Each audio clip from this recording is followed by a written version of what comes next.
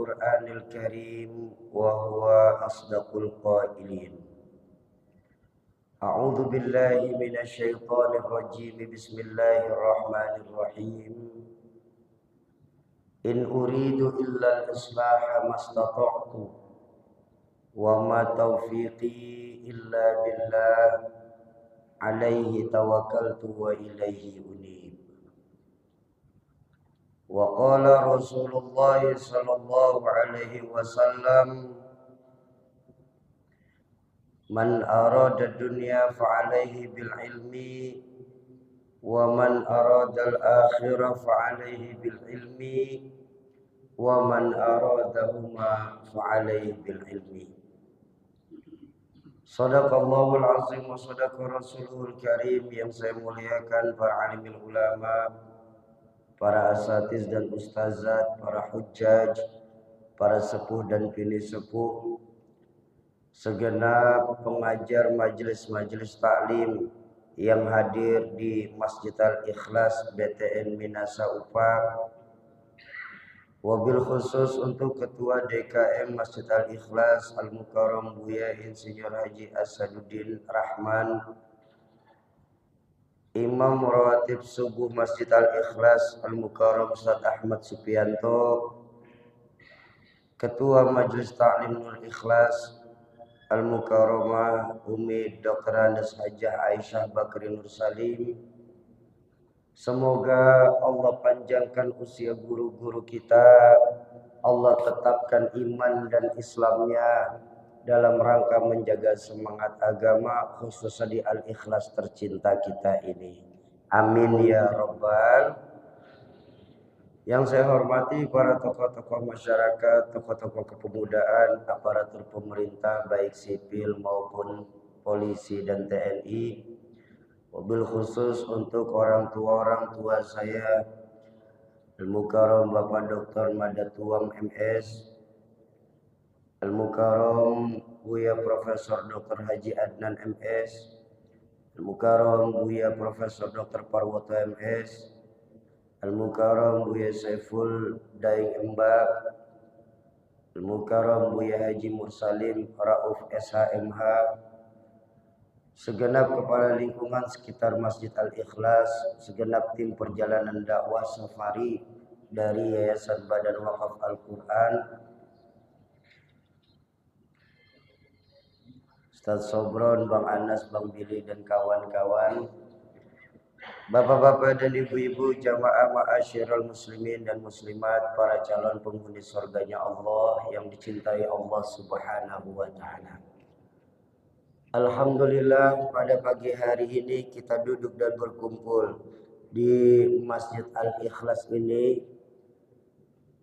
Allah masih kasih kita minimal 2 keberkahan datang menghampiri kita.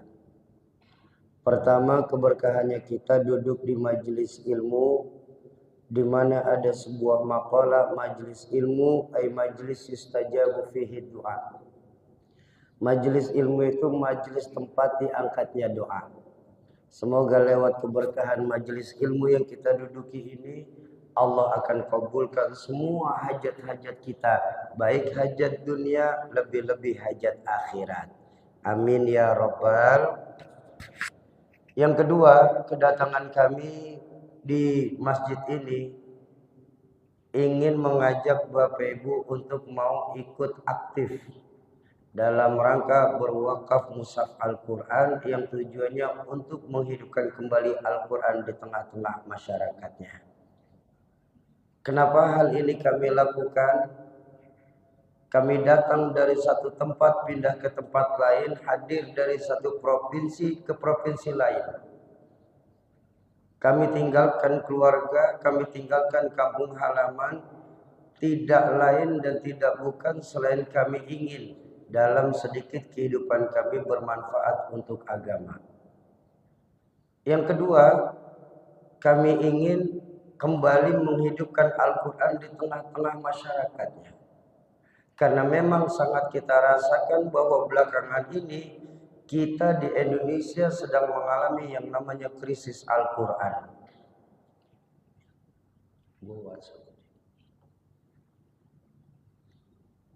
Nah makanya malam hari ini kami ingin mengajak Bapak Ibu mau ikut berpartisipasi dalam rangka wakaf Al-Quran. Mau bantu? Insya Allah baik.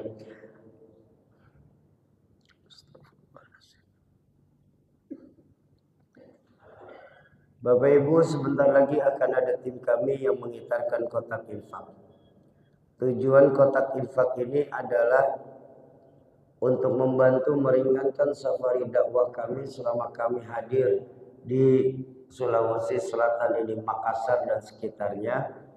Karena memang kedatangan kami di Sulawesi Selatan ini alhamdulillah mulai dari Jakarta sampai mengitar di Makassar, sampai Goa, sampai Maros, tidak ada sponsor dari perusahaan manapun, juga tidak ada bantuan dari pejabat manapun. Bahkan kami hadir di Masjid Al-Ikhlas ini pun tim dari perjalanan safari dakwah meminta ke ketua DKM masjid dan pengurus untuk cuma menyiapkan jamaahnya saja. Jadi kami tidak meminta apapun dari masjid, yang penting ada jamaahnya. Nah makanya kami berharap jamaah Masjid Al-Ikhlas mau ikut untuk membantu meringankan safari dakwah ini. Insya ayo sambil mengitar kotak infak kita bersalawat kepada baginda Rasulullah sallallahu alaihi wasallam. Allahumma salli wa sallim wa barik alaihi. Allahumma salli ala sayyidina Muhammad wa ashghili zalimin bizzalimin. Allahumma salli ala sayyidina Muhammad wa ashghili zalimin bizzalimin. وأخرجنا من بينهم سالمين وعلى آله وصحبه أجمعين صلى الله ربنا على نور المبين أحمد المصطفى سيد المرسلين وعلى آله وصحبه أجمعين وعلى alihi wa sahbihi ajma'in. Allahumma salli wa sallim wa barik alaihi. Bapak Ibu, semoga harta yang Bapak Ibu keluarkan secara tunai pagi hari ini nilainya dilipat gandakan Allah, baik di dunia lebih-lebih di akhirat nanti. Amin ya rabbal. Bapak Ibu, ada sebuah tulisan yang ditulis oleh Imam Ibnu Hajar Al-Asqalani dalam Taqribu At-Tahdhib. Beliau menulis ada 3 sifat yang sangat membahayakan bagi umat Islam. Di pagi hari ini kita ngaji Taqrib At-Tahdhib. Kenapa? Untuk menyambut kegembiraannya bulan Ramadan. Karena baginda Nabi sendiri mengajarkan man fariha bidukhuli Ramadan hurimallahu jasaduhu ala niran. Barang siapa yang bergembira atas datangnya bulan Ramadan, sungguh Allah haramkan jasadnya atas api neraka. Mudah-mudahan semua jamaah yang duduk di Al-Ikhlas pagi hari ini bergembira atas datangnya bulan Ramadan. Insya Bapak Ibu, Imam Ibnu Hajar Al-Asqalani pernah mengajarkan dalam kitab At-Taqrib begini. ada 3 sifat yang sangat membahayakan bagi kita umat Islam. Apa 3 sifat tersebut? Dijelaskan dalam takrib. Pertama, man i'tasama bi aqli fa'adall. Barang siapa yang berpegang pada akalnya, maka sungguh dia akan tersesat.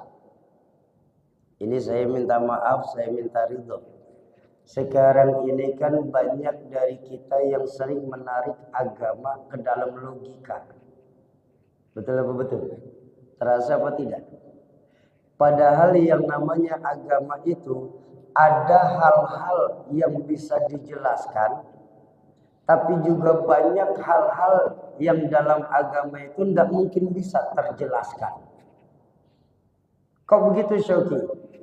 Sebab kalau dalam agama semua hal bisa dijelaskan, itu bukan agama Pak, tapi ilmu pengetahuan. Karena dasar dari ilmu pengetahuan itu adalah logika minded, berpikir secara logika.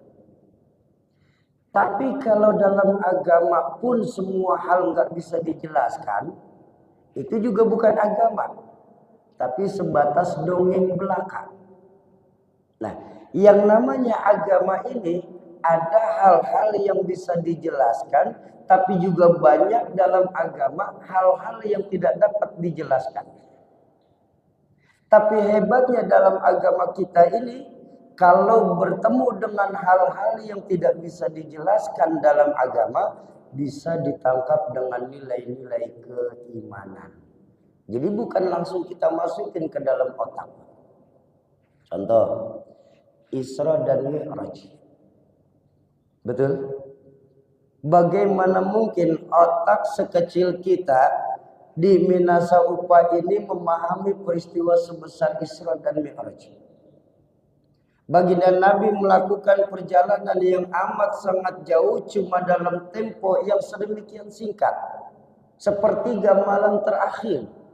Nggak mungkin kata kita. Impossible menurut ilmuwan-ilmuwan barat saat itu. Nehi kalau kata Sarukan. Tapi jangan lupa Isra Mi'raj maunya Allah. Ketika bertemu dengan maunya Allah, apa yang gak mungkin buat Allah? Dalilnya mana Syauki? Nah kan sekarang ini dikit-dikit dalil, dikit-dikit dalil nih. Ya. Dalilnya ada dalam surah Yasin. Idza arada syai'an ayyaqula lahu kun. Kalau Allah yang punya mau, Allah tinggal bilang jadi, maka terjadi, Pak. Jadi saya minta maaf, banyak saya minta maaf dalam setiap pengajian saya. Saya minta maaf, saya minta ridho. Kalau hukum logika itu, hukum otak kita terbentur pada 2 perkara. Apa? Sebab, akibat. Itu hukum otak. Contoh, ketika saya melihat anak kecil, otak saya berpikir, itu ada anak kecil, pasti ada ibu, pasti ada bapak.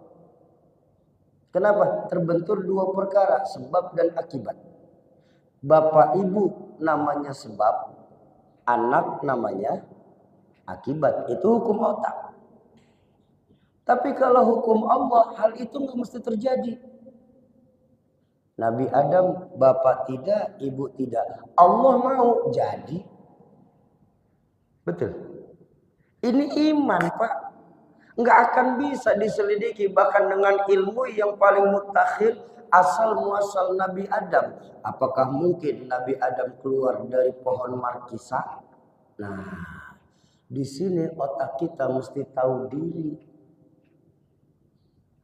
Nabi Isa, ibu ada, bapak nggak ada. Allah mau jadi Nabi Isa. Nggak akan bisa dibicarakan lewat simposium di hotel berbintang. Itu Siti Maryam kok bisa hamil ya? Padahal Siti Maryam tidak punya suami. Oh maaf. Siti Maryam seorang perempuan suci, iman yang bicara. Dekat Siti Maryam dengan Allah. Maka proses hamilnya Siti Maryam tidak perlu suami dalam Islam masuk kategori mukjizat. Bisa ditangkap dengan nilai iman. Betul apa betul? Tapi sayang banyak perempuan sekarang tidak mau kalah sama Siti Maryam. Di Jakarta. Kalau di Makassar sini mah insya Allah banyak.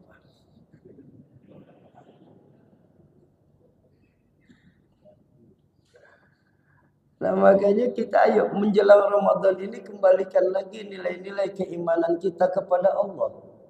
Kalau kita sendiri, yang kedua Allah. Kalau kita berdua, yang ketiga Allah. Jangan pernah pisahkan Allah dalam kehidupan kita. Dalam segala hal. Beramal pun tanpa ilmu, atau ilmu juga tidak diamalkan, dua-duanya mubazir dalam Islam.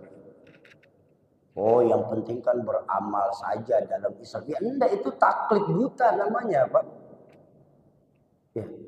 Beramal pun harus pakai ilmu. Sama kayak gitu. Ada teman saya tanya, Syauki, kenapa sih kamu mesti menggunakan bahasa wakaf, bukan infak, bukan sedekah? Kan dua-duanya sama-sama mengeluarkan duit, nggak ada bedanya. Saya bilang justru sangat beda. Akibat ketidaktahuan kita bahkan membedakan infak dan wakaf pun kita tidak paham. Ini kan prihatin, Pak. Akibat apa? Akibat kita sering menarik agama ke dalam logika. Kita perkosa agama, kita modifikasi supaya masuk ke dalam logika kita. Sehingga ketemu dengan hal yang tidak masuk logika, tidak akan sanggup kita bisa melawan. Akhirnya ditolak.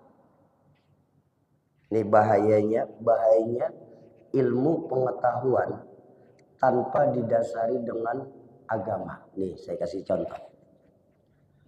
Saya pernah baca sebuah buku karangan seorang fiksi yang sangat pintar, Dr. Arthur Clarke, asal Amerika.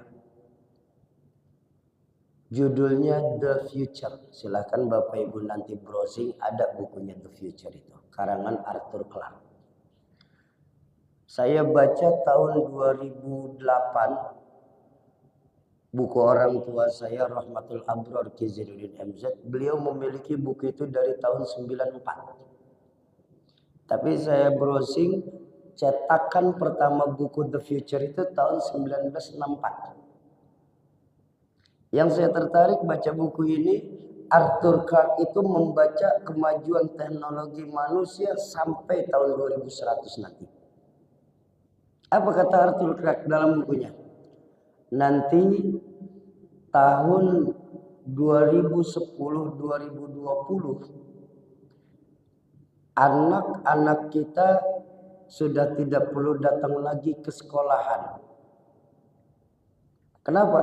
Karena tahun 2010-2020 akan ditemukan sebuah teknologi yang bernama Mechanical of Educator, mesin pengajar. Makanya istilah orang tua saya dulu, nanti tahun 2010-2020 yang namanya sekolahan, pondok pesantren, guru, ulama bangkrut total. Kenapa? Anak-anak kita nggak perlu lagi datang ke sekolahan untuk belajar.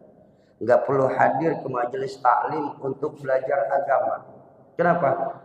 Ada mesin pengajar. Terjadi apa tidak? Terjadi. Dari tahun 2010 sampai sekarang ini ada sebuah teknologi buatan manusia yang bernama internet. Bahkan 2020 kemarin terbukti tuh. Apa namanya, prediksi Arthur Clarke. 2020 akibat Covid, anak kita nggak perlu lagi datang ke sekolahan untuk belajar. Tuh. Itu sudah diprediksi, Pak, dari 1964. Lalu kata Arthur Clarke, nanti tahun 1950 sampai 1960 rentangnya, kita umat manusia sudah bisa mendekati speed of light, kecepatan cahaya. 15.000 km per menit. Saat ini kita masih menempuh kecepatan suara 11.000 km per jam. Artinya teknologi ini masih dikembangkan, Pak. 1950 masih lumayan jauh, Pak. Betul. Lalu kata Arthur Clarke, karena manusia sudah bisa menembus kecepatan cahaya, nanti tahun 2060-2070 kita manusia sudah bisa melakukan perjalanan lintas planet, interflight seller. Umi bidadari surga. Jadi nanti tahun 2060-2070 kalau Allah kasih kita panjang umur, amin. Umi kalau lagi bosan di Minasa ini bisa minta jalan-jalan ke bulan, bisa minta piknik ke Jupiter, bisa healing ke Mars.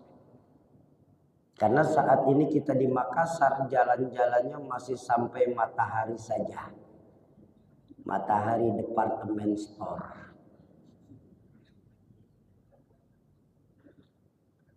Apa itu mungkin terjadi, Syauki? Oh, terbuka sekali, Pak, kemungkinan itu terjadi.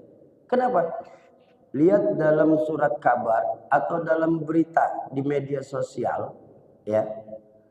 Ada seorang multimilioner asal Amerika bernama Elon Musk. Yang mereka sedang menciptakan sebuah roket mampu mengantarkan manusia pulang pergi dari bumi ke bulan, bulan ke bumi. Subhanallah. Dibaca tuh prediksi oleh Arthur Clarke. Bayangkan tahun 1964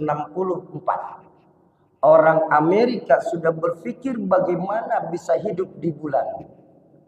Kita di Makassar sampai saat ini masih memusingkan bagaimana hidup dari bulan ke bulan.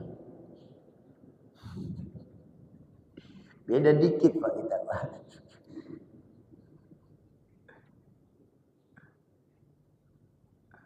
Puncak teknologi, kata Arthur Clarke dalam bukunya The Future ini, diawali di tahun 2100 nanti.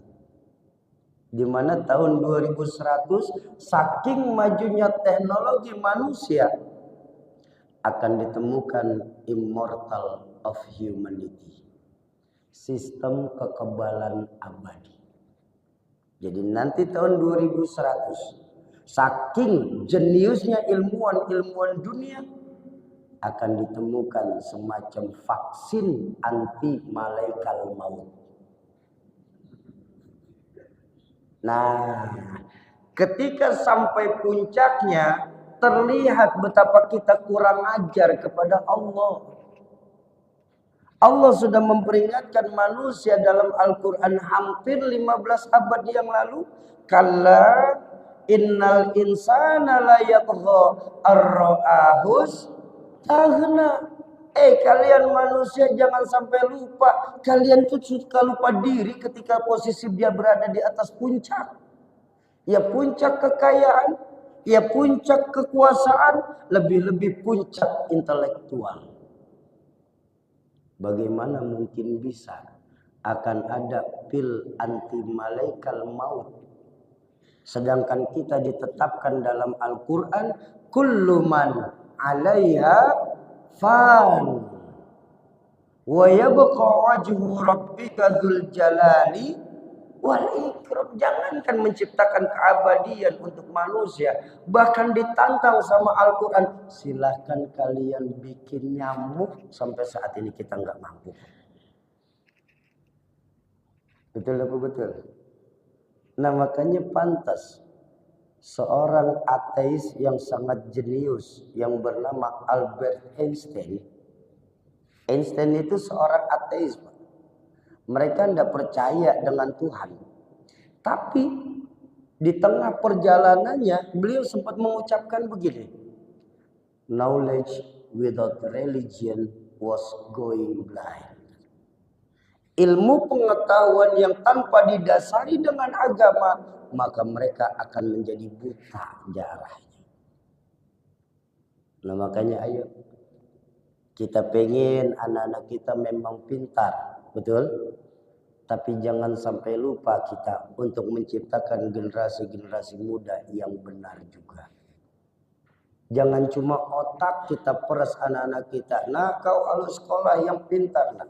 Supaya kau bisa masuk universitas terkenal. Kalau masuk universitas terkenal kau diterima di kerjaan di perusahaan-perusahaan besar. Kalau kau kerja di perusahaan besar kau akan dapat gaji yang besar juga. Kalau gaji kau sudah besar baru kau bisa menyenangkan orang tuamu. Nah, innalillahi wa inna ilaihi rajiun. Menyenangkan orang tuanya saya setuju. Saya setuju sekali dengan cara menyenangkan orang tua. Cuma pertanyaannya, apakah harus menyenangkan orang tua dengan economic minded? Dengan cara-cara yang sebatas ekonomi saja. Padahal dalam Al-Quran ditegaskan apa? Idza mata ibnu Adam inqata'a amaluhu ila salasin. Kalau anak cucu Adam meninggal dunia, percayalah terputus semua amaliyahnya kecuali 3. Ilmu yanfa, shadaqatan jariyah, wa waladun salih ayyad'ulah. Ilmu yang bermanfaat, sedekah yang diterima, dan doa anak soleh yang mendoakan orang tuanya ketika meninggal dunia. Doa anak soleh. Ini yang saat ini mulai kita tinggalkan, Pak, Bu. Akibat pemikiran kita sebagai orang tua, ekonomi. Ya memang. Belakangan ini saya minta maaf, suka atau tidak suka. Akibat kebutuhan kita akan dunia, mengakibatkan iman kita kepada Allah yang semakin menurun. Apa buktinya Syoki? Berapa banyak dari kita sekarang yang baru ingat Allah kembali saat kepalanya terbentur tembok. Kalau sudah kepala kita kejedot tembok, jeduk, ya Allah, baru kita ingat Allah lagi. Sementara ketika dalam kehidupan biasa-biasa saja, bahkan untuk ingat nyebut Allah pun kita tidak sanggup. Ini loh kita. Kita merasa aman ketika posisi kita sedang berada di puncak. Kita baru perlu Allah ketika posisi kita sudah berada di bawah lagi. Makanya jangan heran dulu orang tua kami pernah berucap. Berapa banyak kita umat Islam yang lulus ketika diuji dengan kemiskinan. Tapi tidak lolos ketika diuji dengan kekayaan. Ayo didik anak-anak kita, Pak. Iya ekonomi memang perlu. Tapi pendidikan agama jauh lebih penting. Kenapa bisa begitu Syauki? Karena dalam kitab I'anatul Talibin yang saya ngaji sama guru kami. Rahmatul Abrar Mbah Nur Muhammad Iskandar SK, disebutkan ciri-ciri anak dalam Islam itu ada 4 tingkatannya. Pertama ada yang disebut waladun soleh, anak yang soleh. Kita lihat posisi anak kita ada di mana dan kita ingin anak kita yang mana posisinya. Pertama ada waladun soleh, anak yang berbakti, anak yang soleh. Bagaimana ciri-ciri anak soleh dalam Islam? Disebutkan ciri-ciri anak yang soleh dalam Islam. Man barra liwalidayhi fi hayatihima wa ba'da mautihima. Jadi anak yang soleh itu mereka ketika orang tuanya masih hidup taat kepada orang tuanya. Dan ketika orang tuanya meninggal dunia, mereka tetap taat dan patuh kepada orang tuanya. Ketika orang tuanya masih ada, apapun yang diperintahkan orang tua disambut dengan wajah gembira. Nah, tolong dong nak, beliin kecap di warung. Mama lagi tanggung masak nih mak. Nah, oh iya mak, baik. Kabur ke warung. Begitu balik lagi karena sudah mulai gerimis. Mamanya lagi buka kecap. Nak, hari sudah gerimis. Nak, tolong dong nak, angkatin jemuran di samping nak. Berangkat lagi angkat jemuran. Dengan gembira. Apapun yang diperintahkan orang tuanya disambut dengan gembira.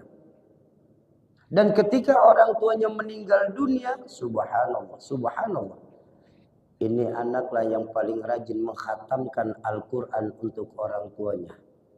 Rajin berzikir untuk orang tuanya. Rajin mengeluarkan sedekah atas nama orang tuanya. Rajin menyambung silaturahmi ke teman-teman keluarga orang tuanya sendiri. Rajin menziarahi kubur orang tuanya. Bahkan sesibuk-sibuknya anak soleh, setiap habis sholat tidak akan pernah ketinggalan mengirimkan hadiah Fatihah untuk orang tuanya.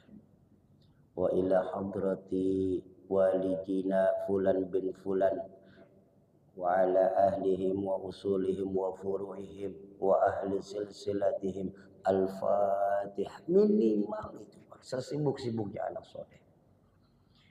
Tapi ingat, untuk menciptakan generasi yang soleh dan soleha tidak bisa simsalabim abrakadabra. Bahwa Islam itu agama yang penuh keajaiban, betul. Islam penuh agama yang penuh dengan keajaiban. Tapi saya minta maaf, Islam itu tidak menjual keajaiban. Yang namanya perjuangan itu tidak bisa simsalabim abrakadabra. Tapi perjuangan itu butuh proses panjang. Makanya Nabi mengingatkan al-baitu madrasatul ula. Rumah itu pesantren pertama buat anak-anak kita, Pak. Artinya apa? Jangan berharap kita punya anak yang soleh dan soleha kalau kita sendiri nggak bisa berlaku soleh dan soleha di hadapan anak-anak kita. Mimpi, Pak. Kita di Minasa ini punya generasi muda yang Qurani. Tapi maaf, kitanya sendiri nggak bisa baca Al-Quran dalam rumah tangga kita.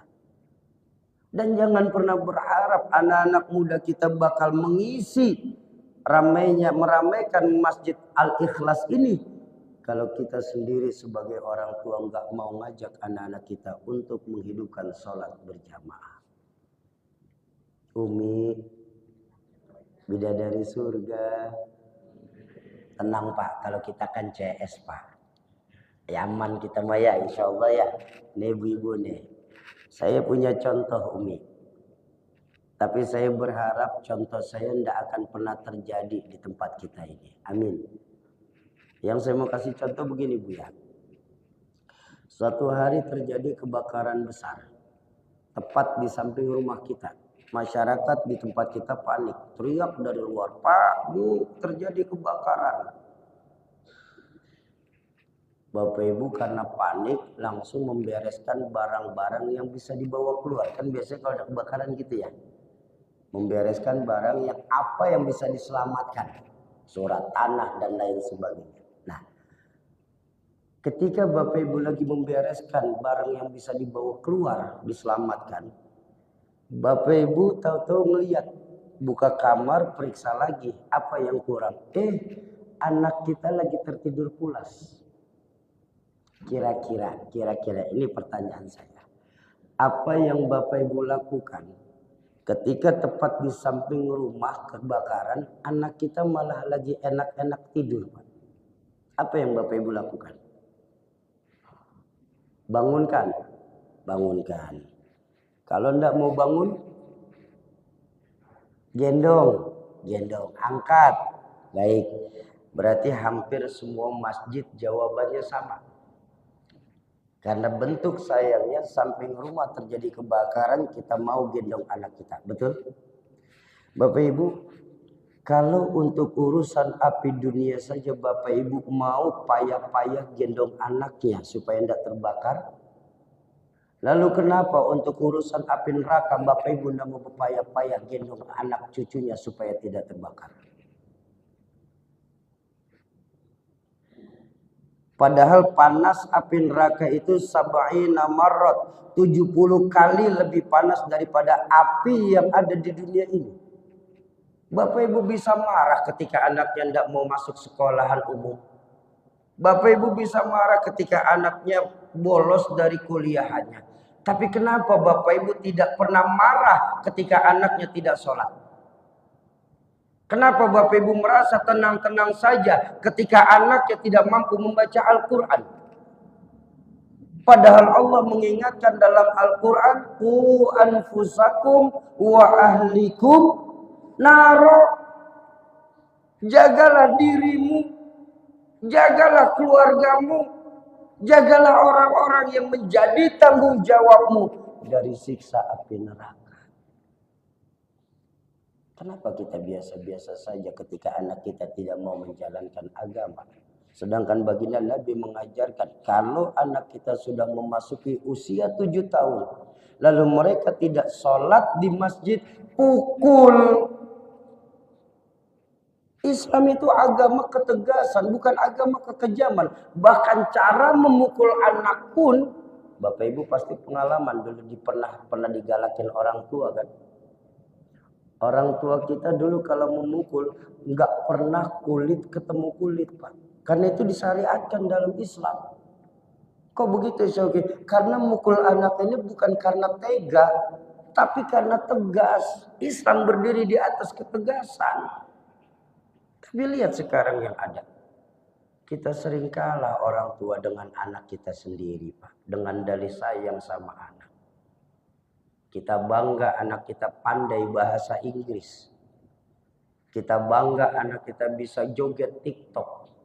Oh ya Allah, ibu cucunya lucu sekali joget di TikTok ya. Tapi kenapa kita tidak pernah bangga ketika anak kita tidak mampu baca Al-Quran?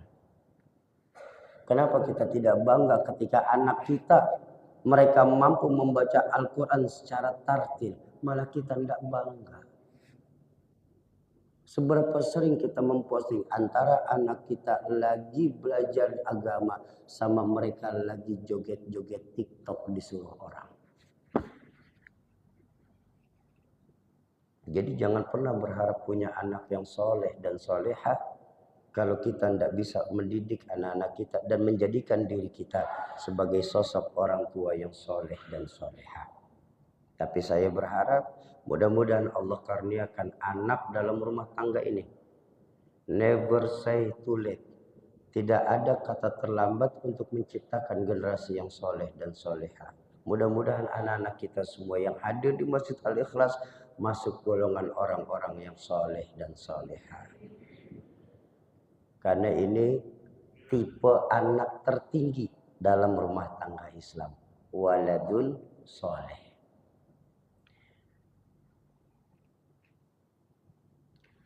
Lalu yang kedua, dalam Islam itu ada yang disebut waladun bar. Anak yang baik. Yang pertama anak soleh, yang kedua anak baik. Bagaimana ciri-ciri anak baik itu Bapak Ibu? Ternyata ciri-ciri anak baik itu dijelaskan dalam kitab. Saya juga kaget awalnya. Apa? Man ata'uhu liwalidayhi fi hayatihima wa barra ba'da mautihima. Jadi anak yang baik itu ternyata Pak, ketika orang tuanya masih ada, tampaknya tidak mau nurut. Dikasih tahu, ngelawan, diberikan nasihat, dia tutup kupingnya macam umat Nabi Nuh.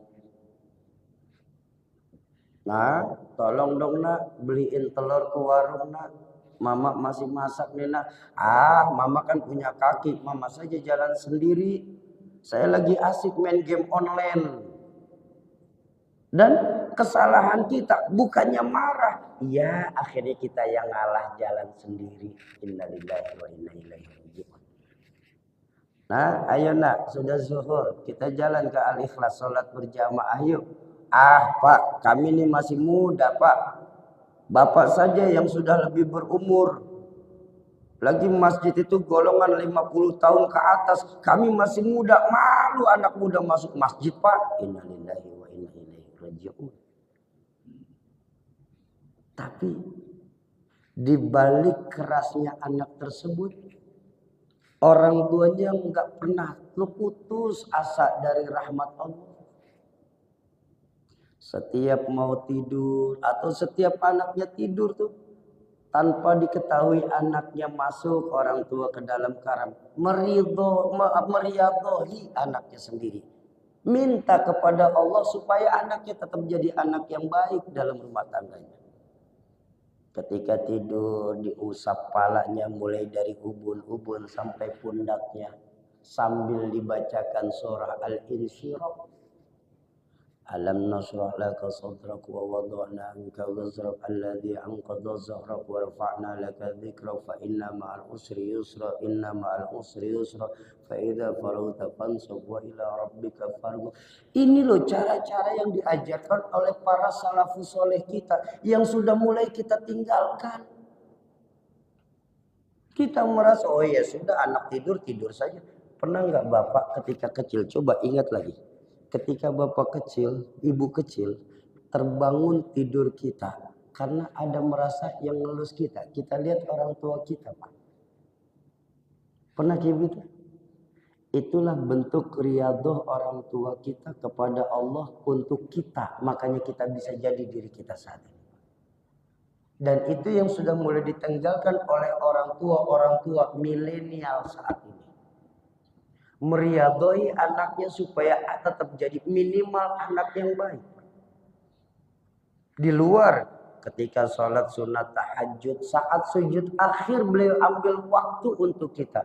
Apa bacaannya? Rabbi habli minas sholihin, Rabbi habli minas sholihin. Ya Allah, jadikan anak keturunan saya anak-anak yang soleh semuanya. Subhanallah. Lihat orang tua kita. Bukti sayangnya tanpa ada kita tahu sebagai anak, orang tua kita meriadhi kita sampai kita bisa jadi saat ini. Lalu apa tindakan kita buat anak-anak kita? Ketika orang tuanya masih ada, anak baik itu Pak tidak mau nurut, tidak mau nurut. Dibilangin nyautin ucapan orang tua, dinasehatin ngelawan. Tapi karena hasil riyadhah orang tua ini berhasil kepada anaknya. Begitu orang tuanya meninggal dunia, Allah bukakan hidayah di hati anak ini. Anak inilah yang paling merasa kehilangan orang tuanya, Pak. Mereka rajin menyambung silaturahmi orang tuanya. Mereka rajin bersedekah atas nama orang tuanya. Mereka rajin ziarah ke kubur orang tuanya.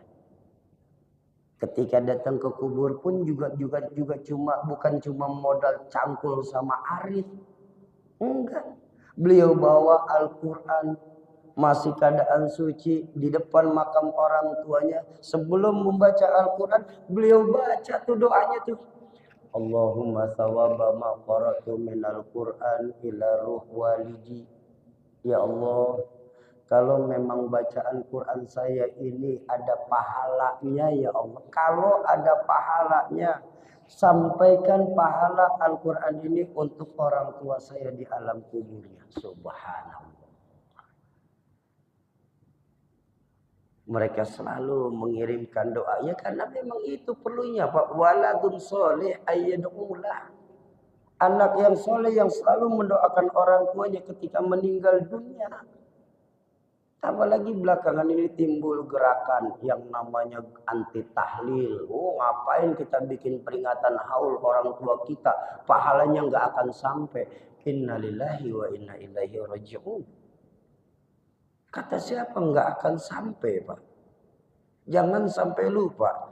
Nasib ruh di alam ruh tersebut.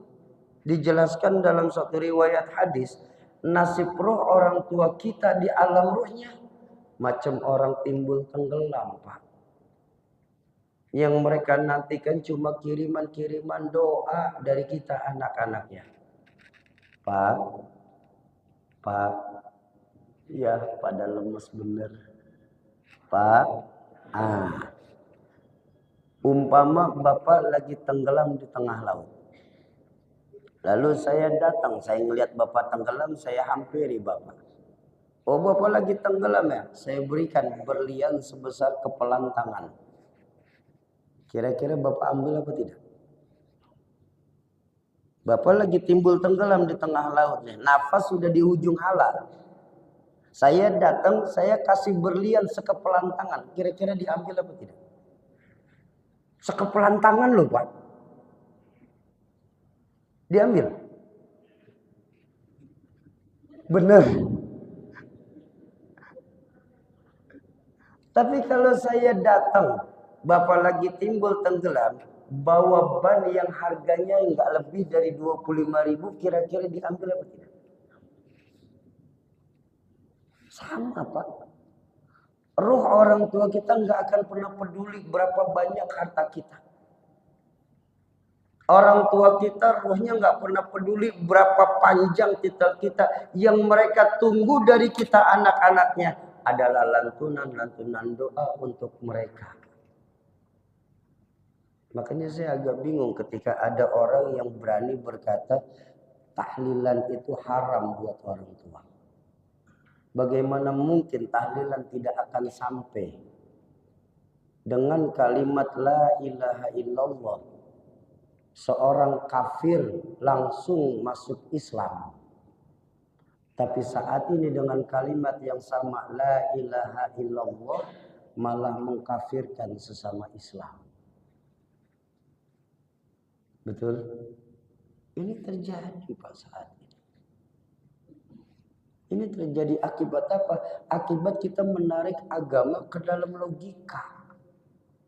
Ketika nggak sampai otak kita terlalu kecil, akhirnya kita masukin, kita perkosa demikian rupa. Oh, karena nggak kelihatan, maka ditolak. Ini kan lucu, pendapat cuma sebatas logikanya. Begini dah. Yang terakhir. Umpama. Di depan kita nih ada kayu, ada meteran. Ini umpama saja nih. Ada kayu, ada meteran. Kira-kira yang benar itu meteran yang ikut kayu atau kayu yang ikut meteran, Pak?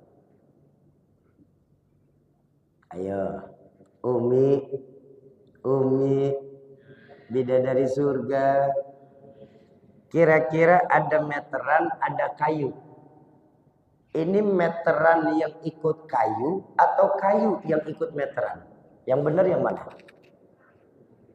Meteran yang ikutin kayu. Setuju? Baik. Tapi sayang kalau meteran yang harus ikutin kayu, tidak ada meteran yang sempurna, Pak. Kenapa? Kalau kayunya terlalu pendek, meterannya yang kita potong. Betul apa betul? Harusnya kayu yang ikut meteran, bukan meteran yang ikut kayu. Seberapapun kebutuhannya bisa diukur. Nggak perlu pakai motong-motong meteran. Kan analoginya sama. Otak yang ikutin agama atau agama yang kita otak-otakan.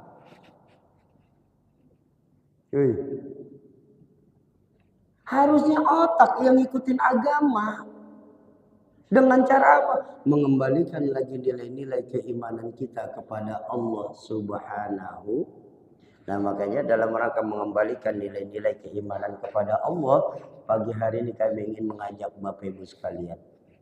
Bapak Ibu, kami bawakan pada pagi hari ini investasi dunia akhirat yang paling menguntungkan, apalagi kita mau masuk bulan Ramadan. Apa itu? Wakaf Al-Quran. Di mana dalam Ramadan ini unzila fihil Quran, turunnya Al-Quran di bulan Ramadan. Nah, mempersiapkan tamu agung, ayo kita persiapkan diri kita agar pantas memasuki Ramadan. Kalau ada pejabat masuk kampung kita saja, mampir ke rumah kita, jangankan presiden, lurah aja mau mampir ke kita, Bapak pasti ganti baju. Betul betul.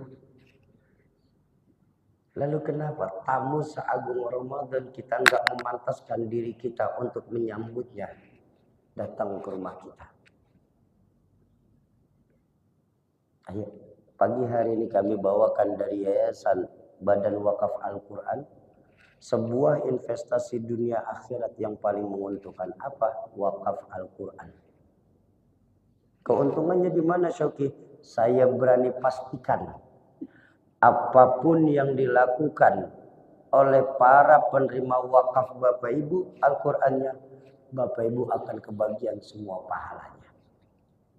Mereka membaca Al-Quran. Kita di Minasa ini baca Al-Quran jarang-jarang. Percayalah, pahala membaca Al-Qur'annya kita akan dapat.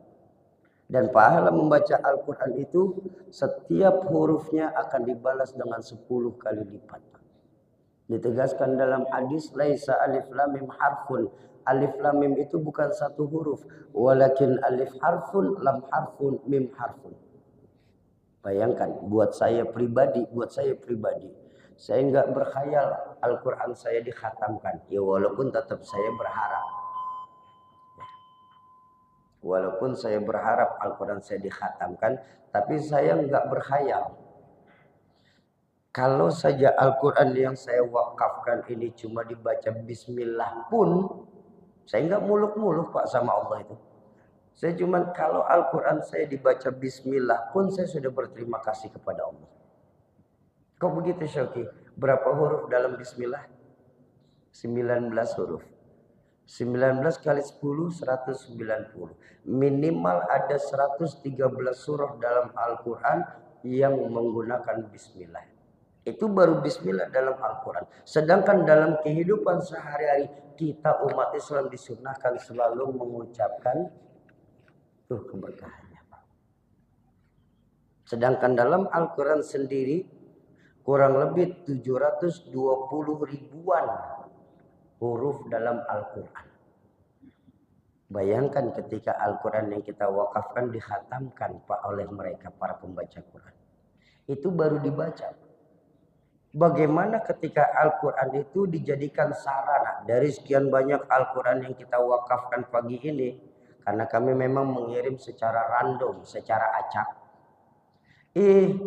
Nggak taunya memang rezeki Bapak Ibu jamaah Al-Ikhlas. Karena ikhlas mengeluarkan wakaf ini, ada yang nempel di pondok pesantren penghafal Quran. Al-Quran Bapak Ibu dijadikan sarana untuk menghafal Al-Quran. Subhanallah, percayalah. Di hadapan Allah Bapak Ibu akan dikenal sebagai para penghafal Al-Quran. Kok bisa begitu Syauki? Karena baginda Nabi mengajarkan orang yang membantu orang lain dalam berbuat kebaikan, pahalanya sama seperti orang yang melakukan kebaikan itu sendiri. Ayo Bapak Ibu, masih banyak saudara-saudara kita di pedalaman-pedalaman, baik pedalaman Sulawesi ini, lebih-lebih pedalaman di Nusantara ini, membutuhkan Al-Quran, terutama para mu'alaf-mu'alaf. Ini maaf, ada satu kejadian nyata. Kami pernah mengisi safari dakwah pengumpulan wakaf Al-Quran itu ke pelosok daerah Kalimantan Barat, tepatnya di desa Manis Mata. Kami saksikan saudara kami yang sudah 14 tahun jadi Islam. 14 tahun Pak mereka jadi Islam. Tapi umat Islam yang ada di sekitarnya tidak pernah peduli sama mereka. Sehingga saudara kami yang 14 tahun Islam itu sholatnya cuma satu kalimat yang beliau bisa. Takbiratul ihram, setelah mau takbiratul ihram bismillah. Setelah takbiratul ihram bismillah. Baca Fatihah tidak bisa diisi bismillah. Baca surah lain tidak mampu diisi bismillah. Ruku bacanya bismillah. Sujud bacanya bismillah. Di mana kepedulian kita kepada saudara-saudara kita para mu'alaf? Kita bangga ketika ada orang luar Islam mau memeluk Islam. Bangganya luar biasa. Tapi kita lupa untuk mendidik mereka menjadi muslim yang sejati. Minimal mampu untuk menghidupkan sholat untuk dirinya sendiri. Ayo Bapak Ibu, terlalu banyak, terlalu luas Indonesia. Kalau kita hanya bandingkan Indonesia cuma se-Makassar tercinta ini. Bahkan masih terlalu luas Indonesia ini kalau kita bandingkan dengan se-Sulawesi Selatan ini. Indonesia kita mulai dari Sabang sampai ke Merauke, Papua Jaya. Itulah saudara kita seiman, seagama. Tugas kita adalah membantu mereka, di mana baginda Nabi mengingatkan dalam hadis khairun nas anfa'uhum linnas. Ayo kita bangun generasi-generasi muda Qurani dengan ikut berwakaf Al-Quran. Bagaimana caranya nanti akan disampaikan oleh abang saya Ustaz Sobron. Saya izin istirahat sebentar, istirahat saja dulu. Tapi saya mohon jangan pulang dulu. Kenapa Soki? Kami ini kan harus enggak, insya Allah cuma 10 menit 15 menit selesai ya. Pertama, program ini program wakaf. Maka nanti di akhir acara kita akan melakukan akad wakaf secara jamak. Lalu yang kedua, jangan biasakan kita pulang sebelum ditutup oleh doa. Ya memang kami yang salah karena kami punya program jadinya agak mundur sedikit. Cuman kenapa? Keberkahan satu pengajian itu terletak pada doanya. Bukan pada saat penceramahnya bicara. Karena orang tua saya mengajarkan orang yang pulang lebih dahulu sebelum tutup pakai doa, laksana mereka pakai baju bagus tapi lupa menggunakan celana. Ada ketidaksempurnaan dalam hidupnya. Ayo, jadikan diri kita masing-masing pada pagi hari ini. Walaupun cuma 10-20 mushaf al